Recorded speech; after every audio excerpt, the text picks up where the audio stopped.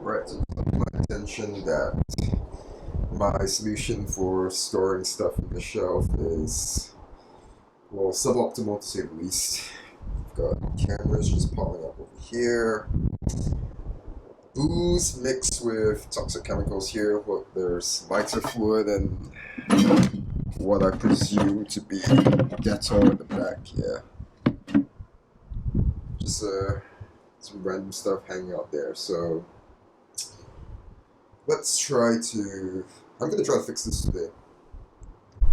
So I guess the easiest solution to that would be to build a shelf here so I can have more space for all my cameras and tech stuff here, while at the same time building a charging station for it.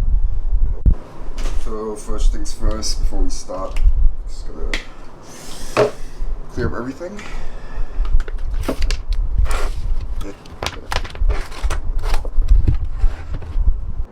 Alright, so now that the area is cleaned up, I'm just gonna grab some lunch, sketch up some ideas, and then head down to the woodworking studio to finish up the actual design.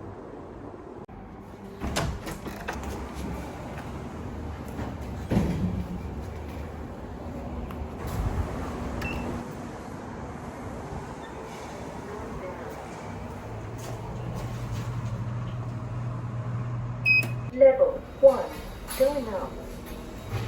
So first things first, before we start the project, we have to dumpster dive for materials.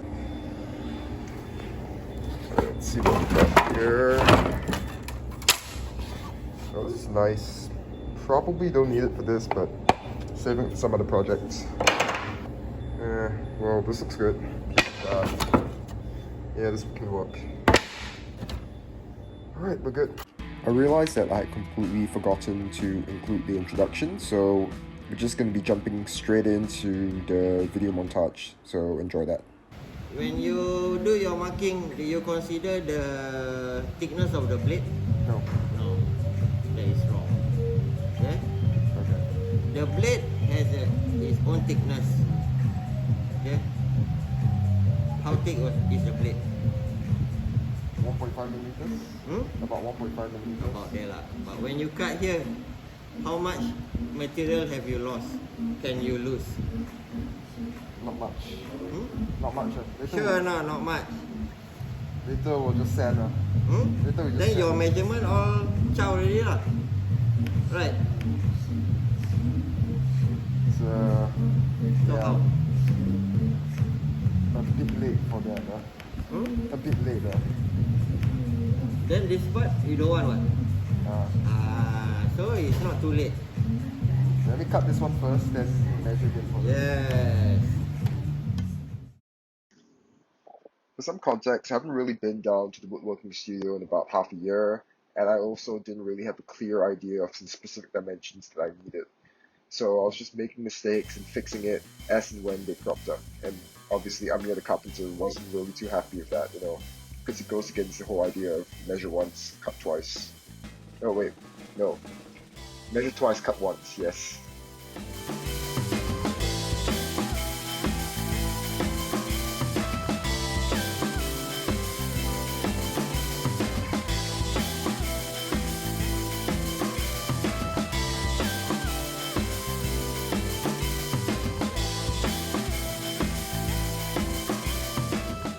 Alright, so here I had to get Amir to help me out to do the sawing because he doesn't trust me with power tools and neither do I trust myself.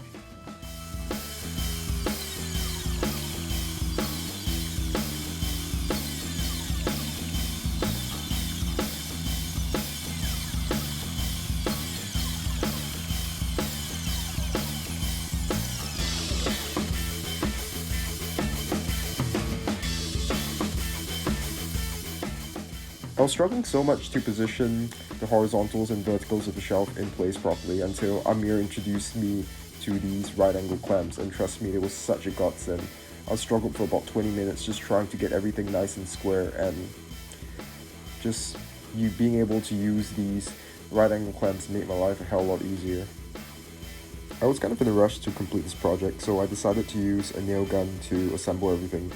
Yes, I know nail guns aren't the prettiest, but they're certainly the fastest.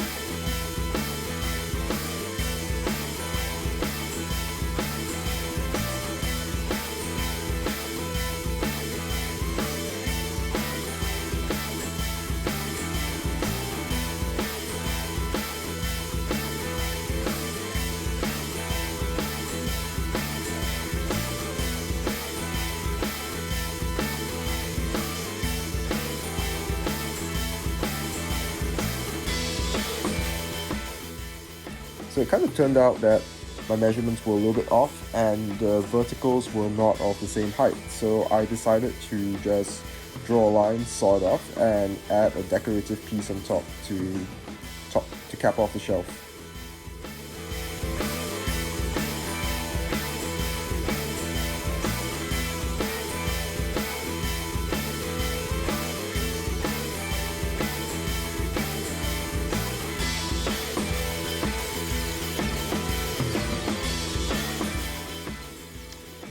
Last but not least, I took some time to sand the shelf down, fill out any existing holes with wood putty, sand it down again, and finally finish it off with linseed oil to give it a nice sheen and to give it some form of protection from the elements and moisture.